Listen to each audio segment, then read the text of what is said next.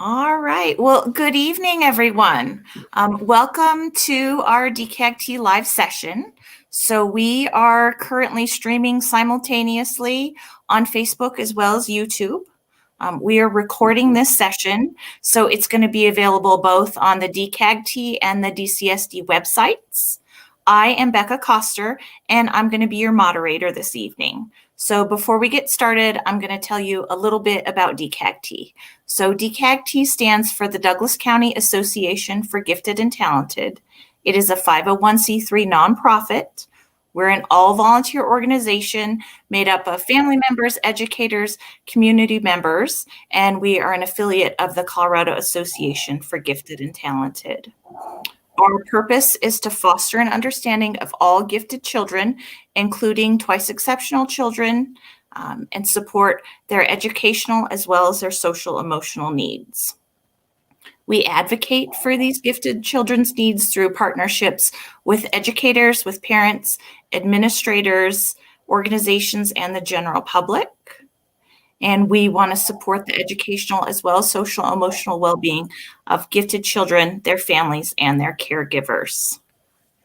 So with that, I want to be able to honor your time this evening. It is my pleasure to introduce tonight's speaker, Miss Jennifer Gottschalk, and she is a team lead for gifted education in the Douglas County School District. Jennifer is going to be talking about gifted learners' transitions from middle and high school. So with that, as she is speaking, if you have questions, go ahead and pop those in the comments below. And we will go ahead and get to your questions. This will be a very interactive session, so we look forward to interacting with you and answering your questions. So welcome, Jennifer. Thank you very much for joining us. Becca, thank you so much. It is such a pleasure to be here tonight. My plan is to walk you through sort of a timeline that I made, talk about some additional considerations that not every parent has thought of yet, especially if this is your first or your only child moving from elementary to middle in gifted programming or from middle to high school in gifted programming. So we're going to have those three components, and I have a document I'm going to walk you through. But first, because I almost always forget, I'm going to tell you just a little bit more about my background in gifted education, because I do think it's relevant. So this is, I think, my 25th year in education. And of those 25 years, 20 have been in gifted education as a classroom teacher, as a coach for GT teachers, as a district level coordinator. I have also served on the Gifted Education State Advisory Council for Colorado and been the chairman of that council for 2 years. So I have been involved in every aspect of gifted programming in Colorado, I guess you could say.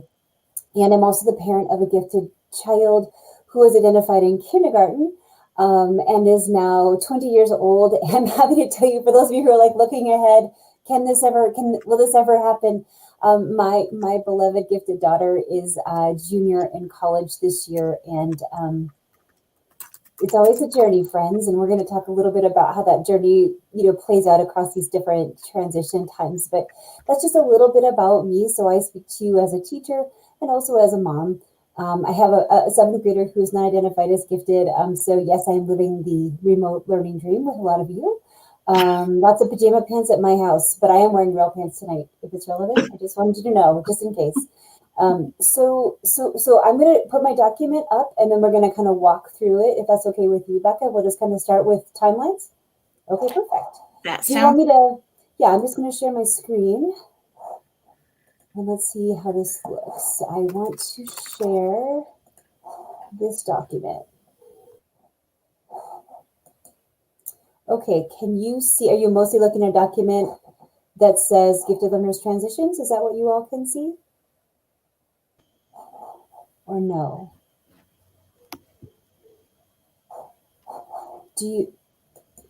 Sorry, can you see my document or no?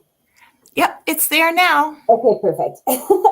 Okay, so here we are in December, and I'm going to walk us, the first timeline is middle school, and then you'll see the transition to high school's timeline is also quite similar. So here we are, December. Our middle schools are offering parent and student information nights for fifth graders moving into sixth grade at the middle school, or sixth graders moving into seventh grade at the middle school. Because in our district, if you didn't know, that's by feeder. We have some of our feeders have sixth graders in the middle school, and some start at seventh grade. That's just simply by feeder, not for any other reason.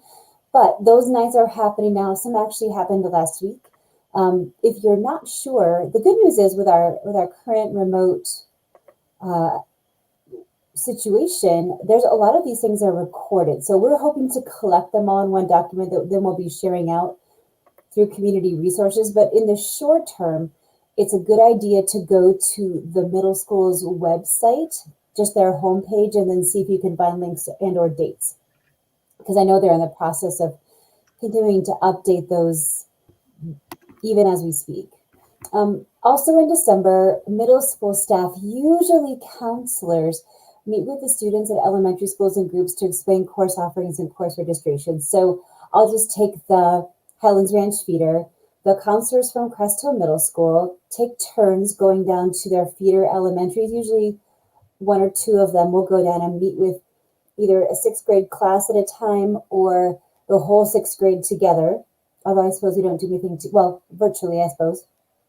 And then they kind of walk through not only sort of the classes that they offer at Crest Hill in this case, but also all the other cool things that are available at middle school that haven't been available before, like sports and clubs, all the different kinds of extracurriculars, like theater, that they may have both during school, but also as an after-school activity. It's a pretty cool time, and that's just that's not so much an information exchange. The counselors aren't interacting with students as individuals usually, but they're providing a good amount of information. And then parents, shortly after those visits, you will have some form that will come home, probably electronically, for you to start marking with your student their course choices. So something new this year, and that's why I put it in italics on the timeline, is that we're asking that students, and their caregivers look at, sort of double check what their areas of gift identification are, and think about what their overarching goals are, in this case for middle school, as they're choosing those classes. We'd really like all those dots to connect. So for example, if you are gifted with a strength in reading, we would hope that you are considering enrolling in that advanced or honors language arts class at your middle school, and then potentially also looking at some of the extracurriculars or activities, for example, like debate, that might also surface, that someone with the strength in reading could do really well and really help you have incredible growth. So just a thought to connect those dots, ALP goals, those overarching goals, with course registration and with additional activities that might be available first in middle school and then later in high school. So that's kind of December. We don't expect most of those forms will go home until January, but we wanted to tell you about it now, just in case some of the middle schools are trying to step this out to make sure they get everybody by the end of January, if that makes sense. So then the next thing in the timeline is additional parent nights may be offered in January and February. Assume everything is virtual, but at the different middle schools. And some of these nights may include student panels. So a couple of our feeders, and I'm thinking of Ponderosa feeder and of Castleview feeder, have done events where students came down and spoke. In the case of the Ponderosa feeder, students came down and spoke to a group of parents, to an audience of parents and students. In the Castleview feeder, it wasn't an audience so much as they invited some of the freshmen and sophomores at Castleview who are identified as gifted to come over for like a afternoon of games, like board games and stuff, and just kind of chat, and just for a little less formal situation where those eighth graders could ask questions of the Castleview students about teachers and classes and activities. And I know that we've shared those models across our system, and I think some other folks are thinking about, well, what could we do in remote, what might be useful or helpful or interesting, because we do know that there's a lot of power in hearing from individual student experiences, or in that informal setting where it's a student that maybe feels or seems like you, or someone who shares your interests, and those kinds of things. So once all the information has been out in the system for a little while, then those course selections will be due. And then we kind of take a little break from registration until March, April. And that's when we begin those transition conversations. So our district expects that we do have an individual, either face-to-face or voice-to-voice conversation about every gifted student who's transitioning from elementary to middle school and from middle school to high school. This year, as they're talking through those transition notes, we're asking they do a double check at that time around those identified strength areas and also some of those overarching goals. So it may be the case that we update students' goals a little earlier in the spring for those who are transitioning than we will for students who are currently going to be remaining at the same level or in the same building. And just as a note, when we do those transition meetings, sometimes other staff from in this case, middle school are present, such as the ELD specialist or SPED providers and or counselors. Everybody does it a little bit differently, but I just wanted you to know that I think sometimes, especially this is your first child coming out of elementary school, parents feel nervous that their child might get lost because the middle school is a bigger setting, a higher number of students than they've had in their elementary school. I can tell you that we do have these individual conversations each year. And I also just can say from my own personal experience when I worked at Crest Hill that I actually looked forward to our transition meetings because I really was interested in all that the teachers and the counselors from the elementaries could tell me about the students who are going to be in my classes. That's really useful information on the teacher side to help you plan and think about grouping and think about how you want to start your year. So please know that we really do our best to ensure that every unique individual has a transition conversation, at the very least GT facilitator to GT facilitator. So that's kind of the timeline for elementary to middle school transition. Becca, do we have any questions about middle school before I move on to high school? Just the timeline part. Yeah, we don't right now. Okay, not right. Okay, that's great. That's perfect. I just wanted to double check because sometimes that's where there's more anxiety. That's great. And for folks who are watching the recording, we'll make sure that my email address is available. Actually, and Natasha, they could probably just email the district email address as well. We'll make sure you have an email address, I guess you should say, for questions if you're watching the recording later. All right, cool. I will just move on to talking about neighborhood middle school to high school. So same situation. Our high schools also offer parent and student information nights for 8th graders. I happen to know that at least one of the Douglas County High School International Baccalaureate nights happened last week, for example, and it was recorded, so you should be able to find the recording on the Douglas County High School website.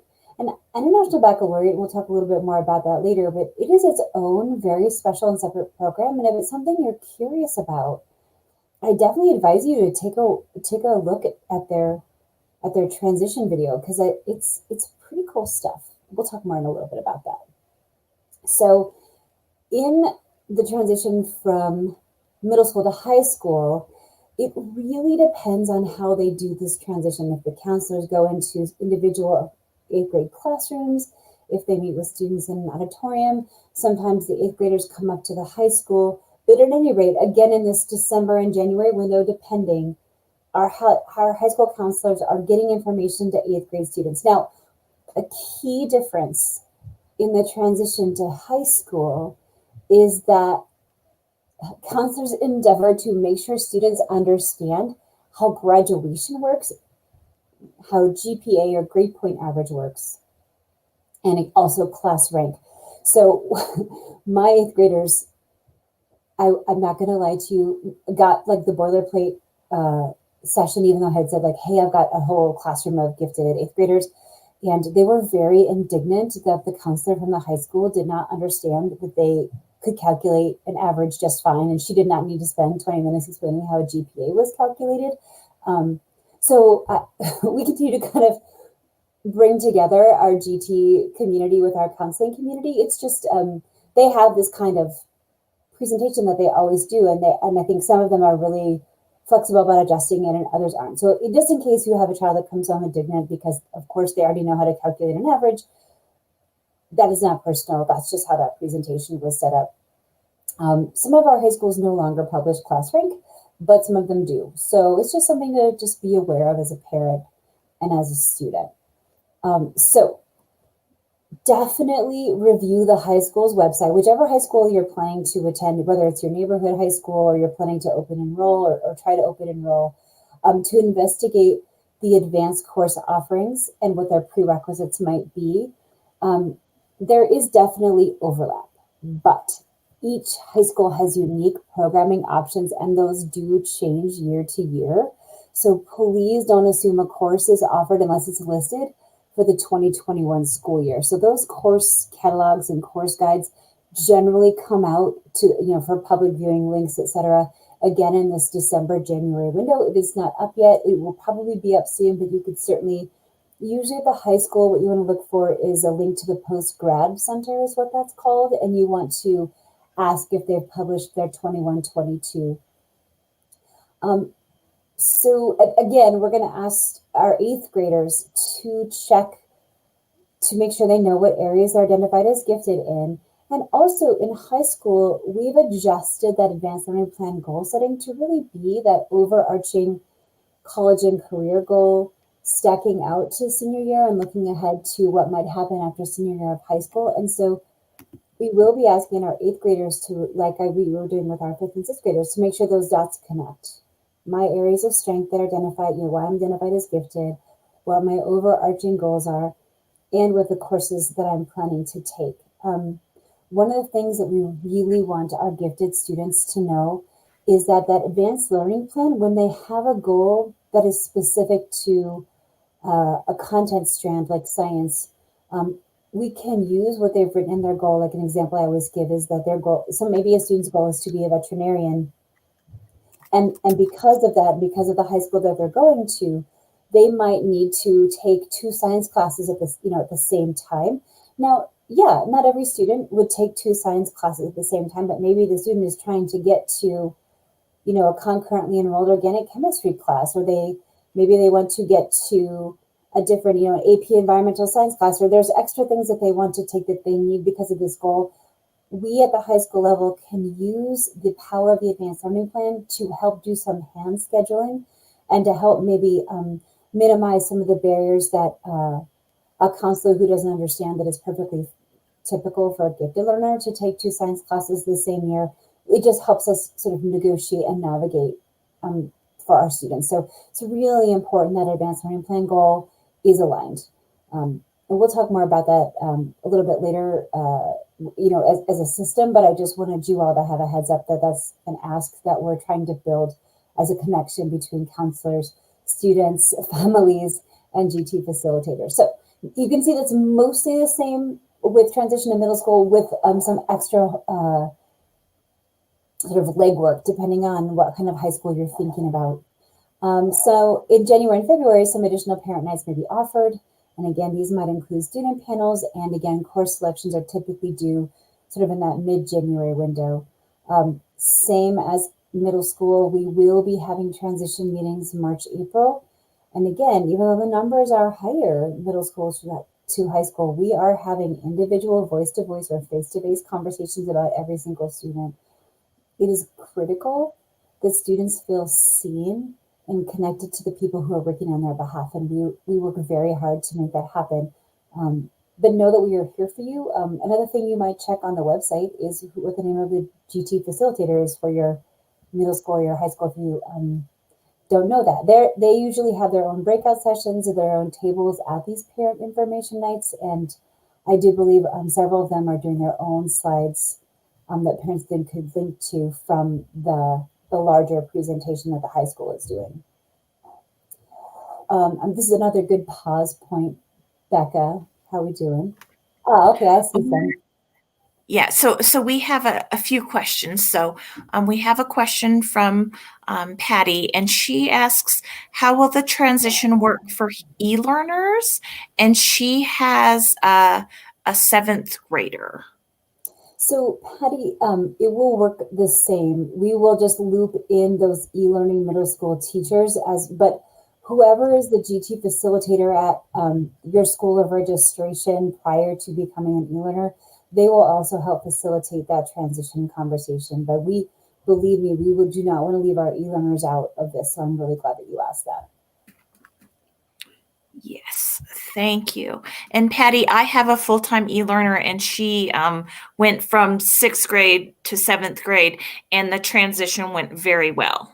Well, I'm So, glad to hear that. from a parent perspective, I just thought I'd let you know that the conversations were had, things went smoothly. So, from my perspective, I just wanted to share Cool. I'm glad to hear that, Becca. that. So I see that Kristen asked if the Thunder Ranchview and Thunder Ridge recorded their IB presentation. I don't know that it's happened yet. I think Douglas County was the earliest. I was surprised that they had one last week already. But I will, Kristen, what I will do is reach out to my IB folks, or sorry, my GT folks at Thunder Ridge and Ranchview. And Becca, can I just send that link to you to share out just Yes. individually? Okay. Because if it hasn't happened, it'll be up on their website soon. And if it's already happened, we'll try to get you that recording. I know every school is figuring this out a little bit differently, so I'm really glad that you were looking, and I'm glad that you asked. Definitely. Other And questions? Kristen will make sure that you get that link. Yeah. IB, I'm just making myself a note.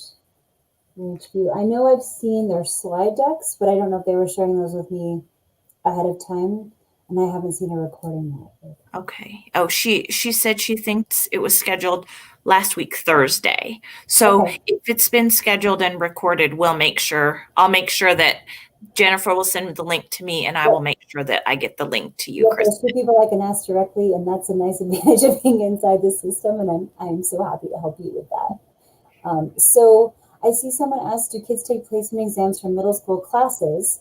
And if so, do those happen in the final year of elementary? So that's a great question, and I'm super glad that you asked. Every middle school does this a little bit differently for language arts. A lot of them do collect a writing sample from the current either 5th or 6th grade teacher if that teacher is recommending the student for placement in advanced language arts. They will also, at the middle school level, they'll look at iReady scores and grades, etc.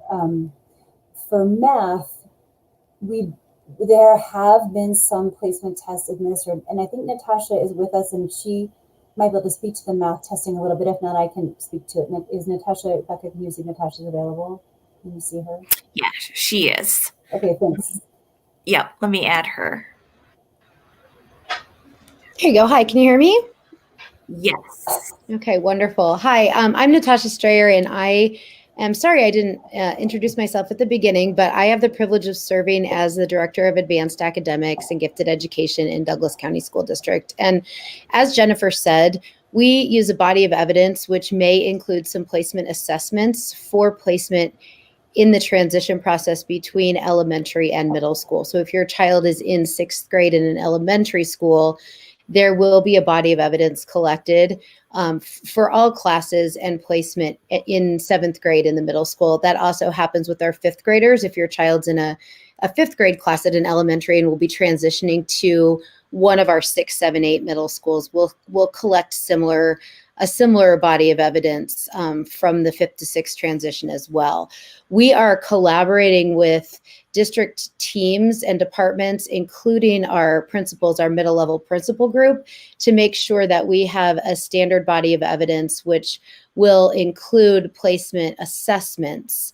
There may not be a specific placement exam for each course, including mathematics, but we will have a similar body of evidence that's collected so that we can work together with counselors, principals, and teachers to ensure that students are placed in courses that are commensurate with their ability and their interests. And we'll have more specific information by school and by district once we have details as far as testing dates or assessment dates and what that process will look like in the spring, given some of our current structures in the pandemic year.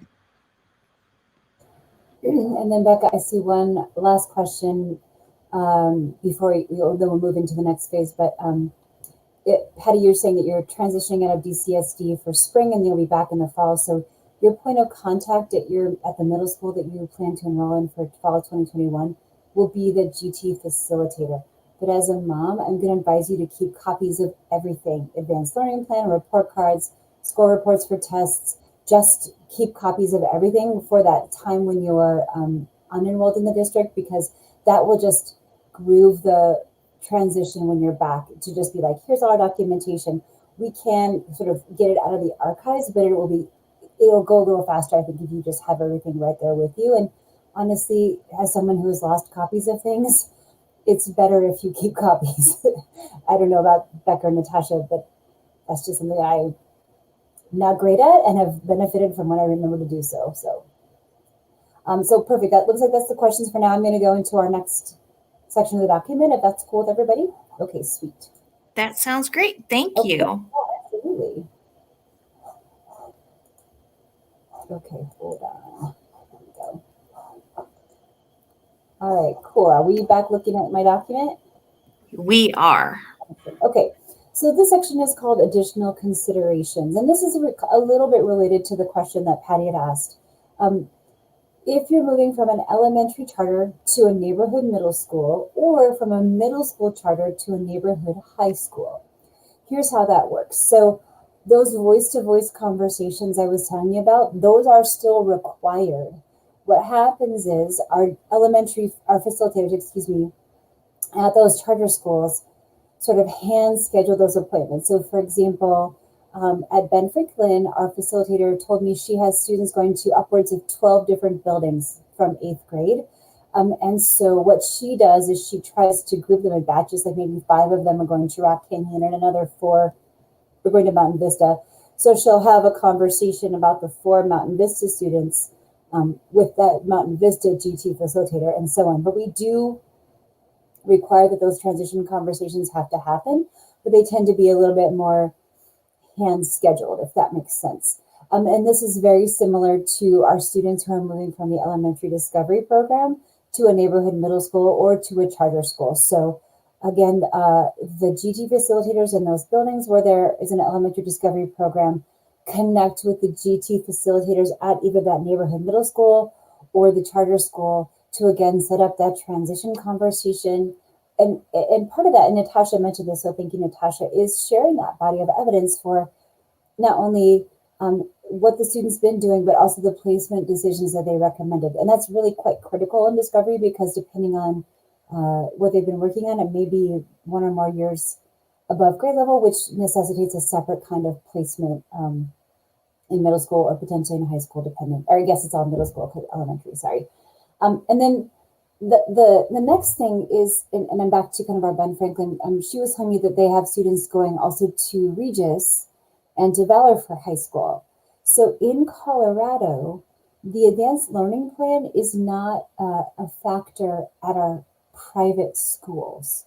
So while you're welcome to share that information with St. Mary's or Valor or Regis or Kent, it is not going to be an actively maintained document the way it would be in any public school in the entire state of Colorado. Just private and public are different in this particular aspect, and I wanted you to be aware of that, so that it's not confusing as part of that transition.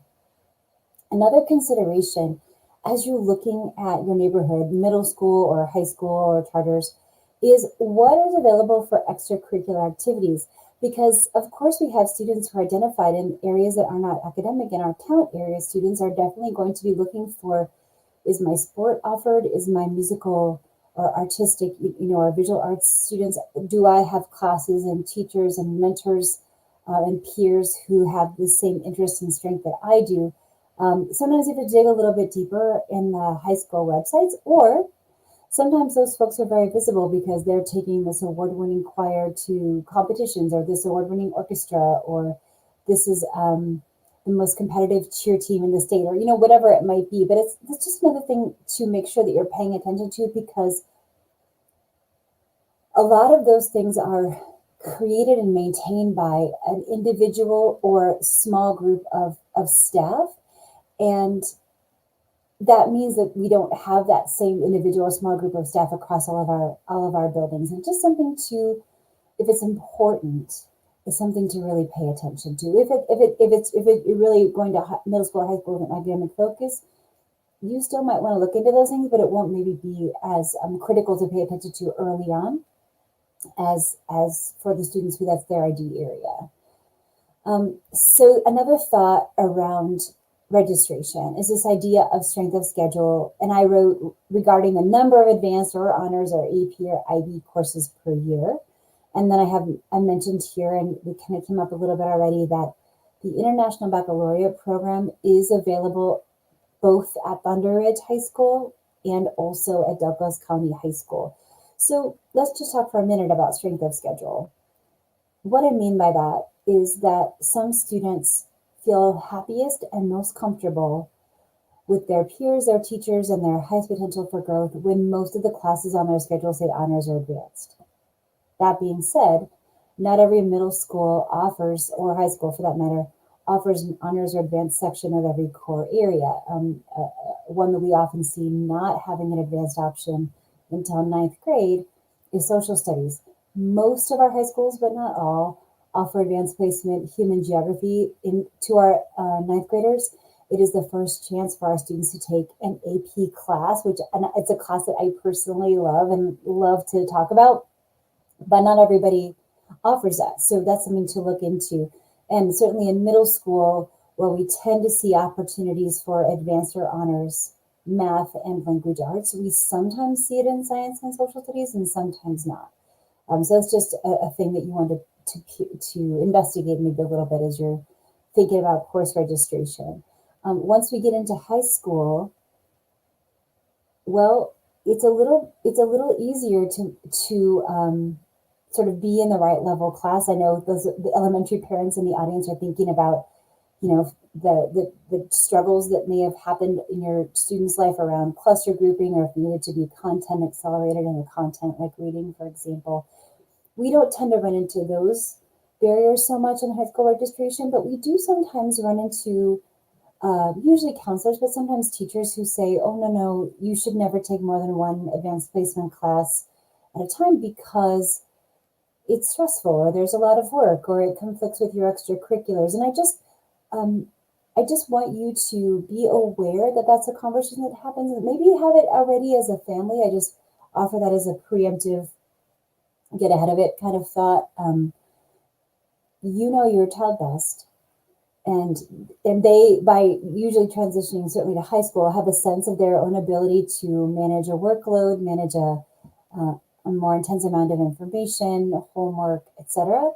But also know that we are really working on our differentiation strategies with our honors and advanced placement teachers to help them think about what rigor is.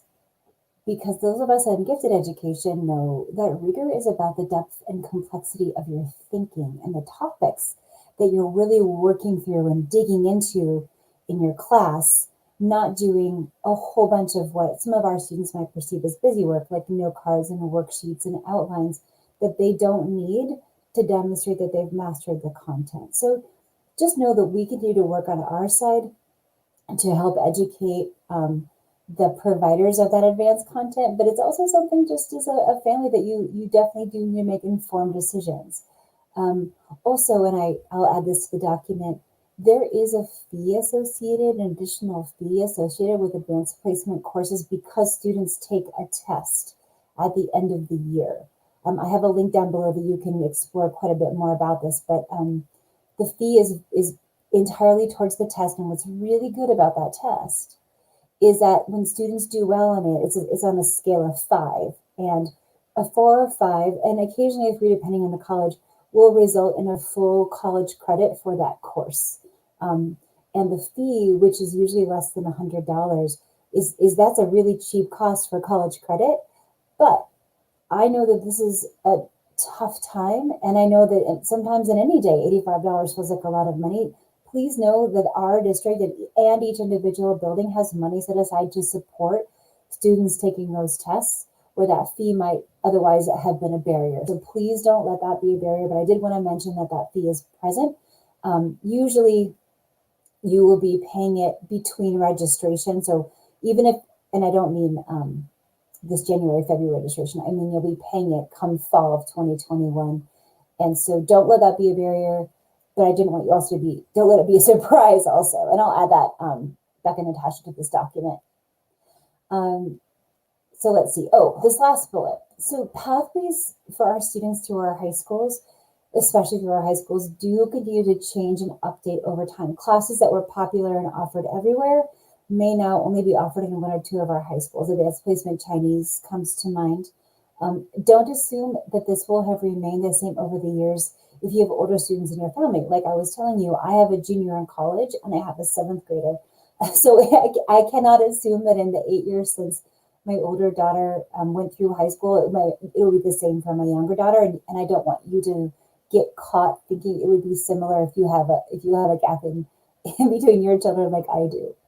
All right, so that's a good place to pause again, Becca. We probably have had some new questions. All right, we actually don't have any additional questions Okay, no, this time. Perfect. time, That's but great. if you have any questions, please do type them in the comments below so that we can go ahead and answer them. Yep, Kristen, I agree with you. Natasha and I keep hoping that our colleagues will have, feel like, wow, since we're doing this remotely, it seems like students from any school could take Advanced Placement Chinese if they wanted to. Or another one that's not offered everywhere is AP Microeconomics or AP Physics C or differential equations. So it's just something to pay attention to and know that one of our learnings, and I think one of the silver linings of this situation is that we've figured out differently how to offer classes. So I'm hopeful that if a child who is in a feeder that doesn't offer, for example, AP Chinese, and they really want it, that we could figure out a way remotely that they could access it. Just know that we are keeping our eyes on that. But in the short term, I want you to just be sort of informed consumers. So I thank you for that comment. Natasha, did you want to add anything about, we're going to go into the AP resources next, but just anything in general about strength of schedule or that fee information, anything you want to add there? No, I think you covered it. I think we'll continue to follow up with more detailed information, but the most important, one of the important things is just we want to make sure that we're continuing to open up the pathways and provide more equity of access, including breaking down any of those barriers that might be financial barriers. We do have funds set aside specific to alleviate that particular barrier. So please, one other thing, I guess, to follow up, Jennifer, is just continue to stay in communication with both your counselors and your GT facilitator, and also preempt these conversations with your children. As Jennifer said, you know your children best, and they know an awful lot about themselves, at least enough to start beginning these conversations as they're moving into high school once they know what the options are. So our goal is to continue to eliminate barriers and widen our opportunities for access. Yes, and one thing you said reminded me that I wanted to clarify what I mean by pathways. So in a minute, we're going to look at the CDE graduation guidelines and some of the pathways we have some students who are very interested in the pathway to the Air Force Academy, for example. We have other students who are really interested in a pathway, the Save Your Money pathway called I'm going to get a full ride scholarship to what I would consider like a state school or my safety school, and then I'm going to get a scholarship for grad school. I had a friend that did that and got a full ride to her PhD in Michigan. So there, and then we have another student who's like, nope, I'm Ivy League all the way, and I want to go to only Princeton, Harvard, Stanford, or Yale. That's a different pathway that we need to have a conversation. Okay, if that's your goal, then this is what that looks like at Mountain Vista. That's what this looks like at Douglas County High School. That's kind of what we mean by pathways. And if we have students who are like, nope, I really want to take 2 years and join Teach for America, or I want to join the Peace Corps, or I want to work for 2 years in my industry or field of choice, and then go to school. We want to make sure that we're talking to all of those things. And so that is a really good segue actually to some very cool college and career resources that I think are really awesome. But just quick, I do see a question here about our middle school GT students pulled together in the same cohort. I'm specifically interested in Crest Hill. At Crest Hill, no, they are not. And I can't think of any middle school. Well, students are cluster grouped at Sagewood. Natasha, are there any other middle schools that are clustered that you're thinking of right now? Some schools, students are clustered in different ways. Courses, so sometimes the student schedule or student schedules are a little bit dictated by singleton courses, so courses that are only offered in one section because the small number of students who need that particular course. So at some of our middle schools, you will see some students grouped together because, for instance, they only offer geometry on one team or one group. So when you're saying pooled together, I think I need a little bit more clarity about that question. All of our middle schools right now operate with what we call teams, or sometimes they're referred to as pods, or it's a way for us at the middle level to make a school within a school, or to make cohorts so that all 120 or 150 students share the same 5 teachers, and they definitely share the same contact teachers for the most part. So sometimes students are they're grouped together on teams like that. Sometimes their cohort looks a little bit differently because there's only one team that might offer a particular math class, or perhaps there's one chamber orchestra or honors choir class at the middle level. And so the students are grouped together because all of the students on that team need that particular elective course. That's possible. At Crest Hill specifically, as far as we know right now, math is off the team. So students are not necessarily grouped by a math class if we're talking specific to Crest Hill. Yeah, Natasha, I can't remember which building it was, but one year, whoever I was talking to was like, every gifted kid this year plays the violin and needs advanced math and like level 3 Spanish. And I was like, okay, like I'm glad you're going to figure that out. But it doesn't usually fall quite in those many buckets at the high school. Usually the kids who are in, like you said, like that advanced choir, they end up with some similar schedules, or that advanced math pathway, they tend to fall into some similar schedules. But yeah, we don't see full group clustering like we would see in a self-contained program like Discovery. So the last thing I'm going to share with you is some resources that I am personally very excited about, because I like resources the very most of all the things that I like. So here we go.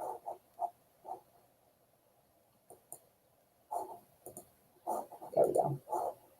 Okay, perfect. So resources, and I'm going to click into a couple of these. Hopefully that will work. So here's what we've got. Our district graduation requirements. Why this is here, and this is a link to the Douglas County webpage, is because sometimes there's a little bit of variance in our high schools. We're still kind of trying to convince all the high schools, no, we all just need to have the same graduation requirements. How students get to those is the unique sauce of your building, but what our district expects. So definitely take a minute and visit this page. So that's what this link takes you to.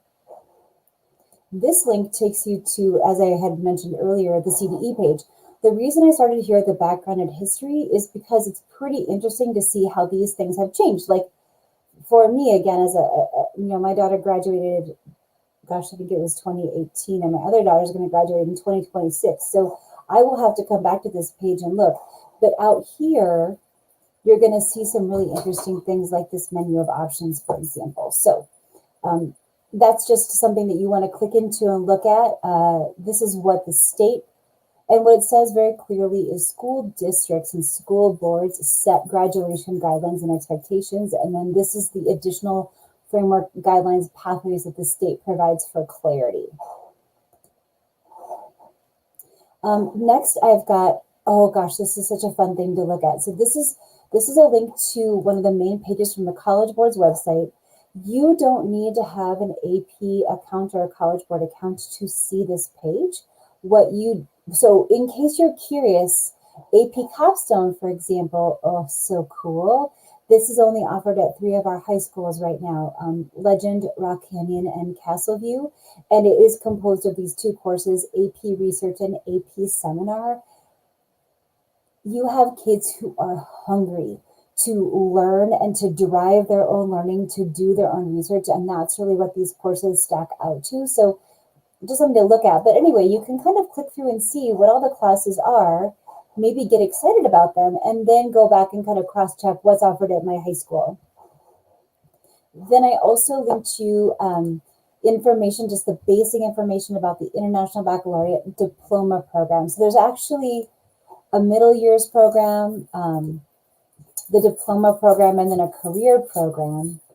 And I have here diploma program because that is right now what our two high schools offer. And then their feeder middle schools. So Mesa into Douglas County, Mesa offers the middle years program, and Ranchview into Thunder Ridge, that offers the middle years program as well. So definitely, if you're interested, click around in here. Very cool. So the last two websites I'm just wildly excited about because they're such good resources. So the first one is Big Futures, and I could click into it. Unfortunately, it's not going to show you because I'm not logged into my account. Because Big Futures is designed for students. So when I was doing this with my own students, my own 8th graders, they create a student account. It's free. And then how I explain it is like this. So you know how if you need to get a new cell phone, you would go to the website of your provider, like AT&T or Verizon, and then you would choose the things you want to compare by. I said, I want to compare by battery life and screen size. And you would pick the 3 phones you're interested in, and it would give you battery life and screen size. That's what Big Futures does, but for colleges. So you can literally set the filters however you want. Regions of the country, cost of tuition, if they have co-ed dorms or only single-sex dorms. You can look by specialty of professors. I'll just give you a personal example. My older daughter, from age 9 until basically last year, wanted to be something called a paleo artist. These are the people that do the art after someone else has gone and dug up the fossils. Then they make the art to say, oh yes, Utah raptor had feathers. That's what someone wanted to do. But turns out that most colleges do not offer an undergraduate degree in paleontology. So you need to look at museum studies or geology. So that's the kind of granular stuff you can do with this filter. Another example I'll give you is I had a student who had 2 interests, horses and hospitality. And I was like, oh, Cornell, because they have a really good, one of the best hospitality and hotel programs in the country, but they also have a really strong veterinary school. And also then we looked at CSU. So that was like close school, stretch school, right? So this is just, and you can just go in and play with it and reset it, and it just exposes your students to, and then there are links to the colleges, like if you want to look at Michigan or Nebraska or Wyoming or USC or whatever it is, you can click into that college's website from there and dig into the admissions requirements, because my friends, just like not every Douglas County high school offers the same classes, not every college treats credits the same. And if you have your heart set on Notre Dame, and you think, okay, my child's going to have X number of advanced placement credits by the time they graduate, better to go to the Notre Dame website and see how those credits work. So I had a friend who went to NYU, and they took all of her AP credits, and she started as like a 2nd semester sophomore. Where I went to college, they did not take AB credits in the same way, but they took IB credits. So I had someone in my advisement group who immediately just became a sophomore because of her IB credits. And this is not good or bad. It's just something to be aware of. So when I was teaching 8th grade, I would always say to the parents, I'm so sorry to be talking to you about college, because I know right now you're thinking about high school, but honestly, when you're thinking about advanced placement in IB, it's really kind of important to just take a peek at what colleges you're thinking about and how they take those credits. I'm not saying you're committing to anything, but I do love this website because it feels like shopping. You're just checking around. And now so many of the colleges have created remote, or virtual campus visits, and then those are linked in there as well. So it's just like a super cool resource. Okay, but wait, one more, and it's super exciting, and I love this a whole lot. So I'm going to click into it so you can see. So this is the Occupational Outlook Handbook. Does that sound exciting? No, I know that it doesn't. But let me just show you what this can do. So let's say that I was talking with someone the other day, and she was like, well, my son doesn't know, he just wants to do some kind of engineering. And I was like, okay. So you come over here and you click on engineering. And then you see, oh, well, here's some different kinds of engineers. Here was their median pay in 2019. Here's the kind of education that you might need for different kinds of engineers. And let's say, because we're Colorado, we're thinking, and that 116.5 looks like a really nice salary. So let's go ahead and click on that. And then here you get a little bit more information. How many jobs? Is it a profession that is growing? And then sometimes, and I'll click in here and see, you can actually see projections by state. And I'm not seeing it here, but definitely play around in here. I know I had a student who wanted to be an executive chef, and she was looking at how much does a chef, because chef is different. You have to, and it says in that job description that the chefs are generally trained on the job, and it's very clear about that. And then a chef in Los Angeles makes different amount of money more because of cost of living than a chef in New Orleans, than a chef in Denver, compared to a chef in Boston. It's such a cool website, and it's just kind of fun to click around in there and explore, because depending on how much personal financial literacy you do as a family, or that your student has had, they may not have ever thought about, oh, if I want to do this for a job, this is how much money it would make, and I would need this much education. It just kind of, again, kind of back to how I started. We just want to keep connecting those dots for our students, because I don't know about you guys, but sometimes gifted people have this like, well, why didn't you just say so sort of moment. And so here I am giving it to you so that you can say so.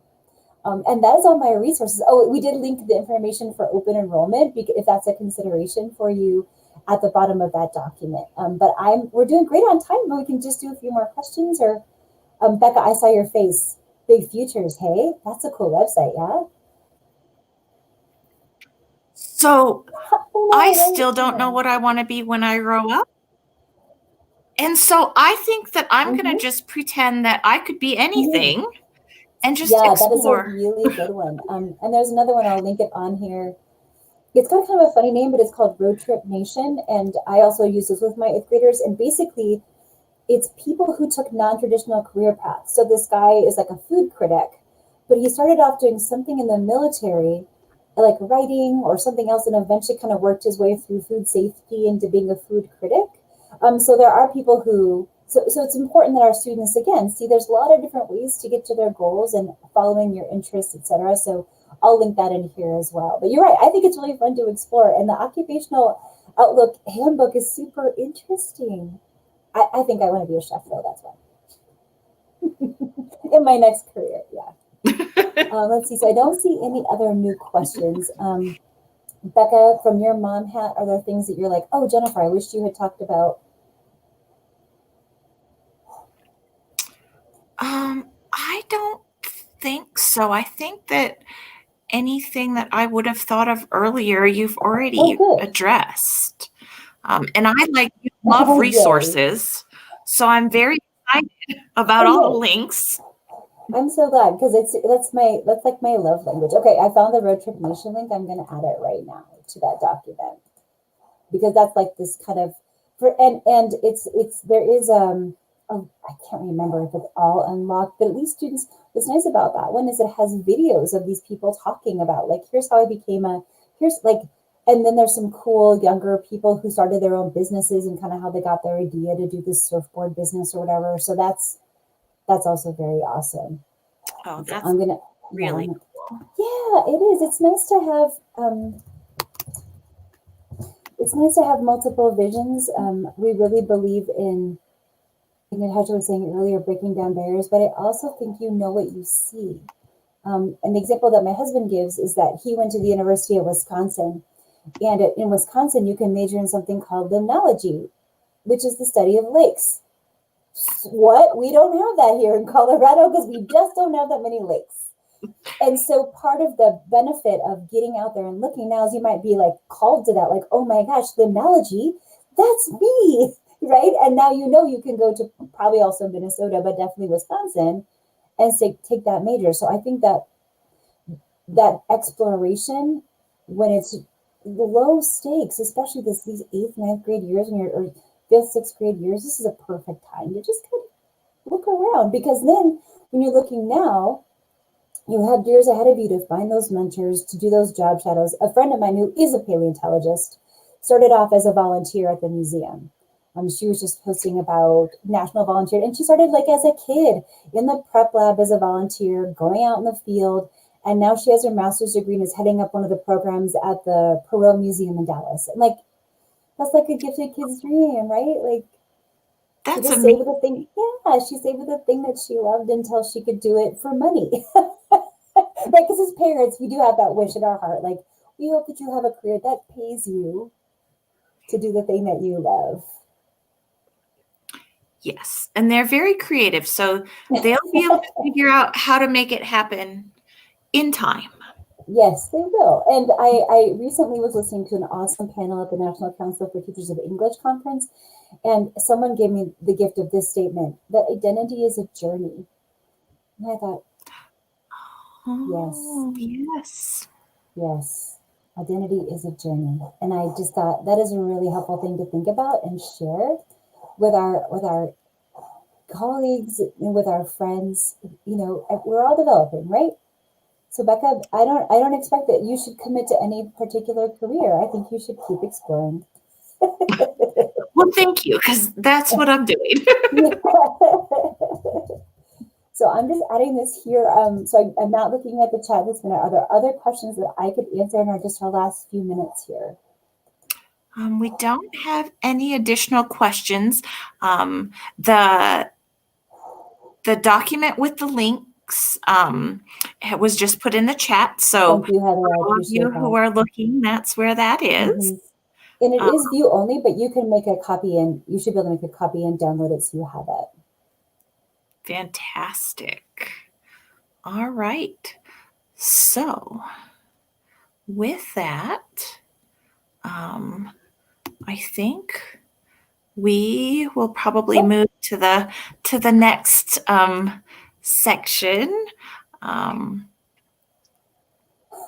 So on the screen right now is contact information. So gifted.education@dcsdk12.org is the general email address where you can reach the folks at the Gifted Education Office at DCSD. You can email or call Christina Leviquit. Now I can't pronounce her name. It's just Levesque. It's just Levesque. Thank you. And then Jennifer's contact information is there as well. And I have to respond. So Kristen says that she's calling out my pen name because I am bimodal. I have two strength areas. One is sort of gifted education in general, and then one is writing very specifically. And I'm co-teaching in the Northridge Discovery 6th grade right now. So thank you. I love them too. It's such a fun thing to do. And it keeps it real for me because although I love to talk about policy and resources, I love teaching and I love students and teachers. So thank you. I'm glad that your student is enjoying that. And Becca, thanks for being such a wonderful moderator and host. And Heather, thank you for keeping that document in the chat. I super appreciate the opportunity to share this thinking with all of you. And we'll be back in the spring as a follow-up, yes?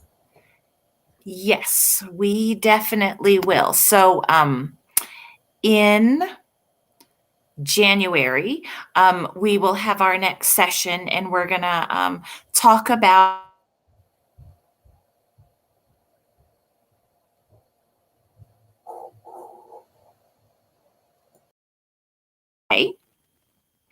and then I just put a link in the comments below, and that is a short little survey. It's very small to help us improve our live sessions. And so with that, we will put up this slide. So this is where you can contact me. I'm Becca at dcagt.org. We have our website, our Facebook page, as well as our YouTube channel. And with that, I want to thank Natasha and Jennifer very much. Thank you both so much for joining us this evening, providing us with all this wonderful information, great resources. I know that as a parent, I'm super excited. I think maybe over winter break, my daughter and I can do some exploring and talking about like what she might want to do and connect those dots. Because even though she's only 13, it never hurts to sort of open your eyes to what's available and out there. So true. So true. So thank you both so much. And thank you to everyone who has watched and joined us live, and for anyone who has watched us at a later date. Feel free to contact me if you have any questions. So thank you very much, and I hope everyone has a wonderful evening. Thank you, Becca. Thank you. Great. Thank you. Thank you so much, Becca. Thank you, Becca. Thanks, Jennifer.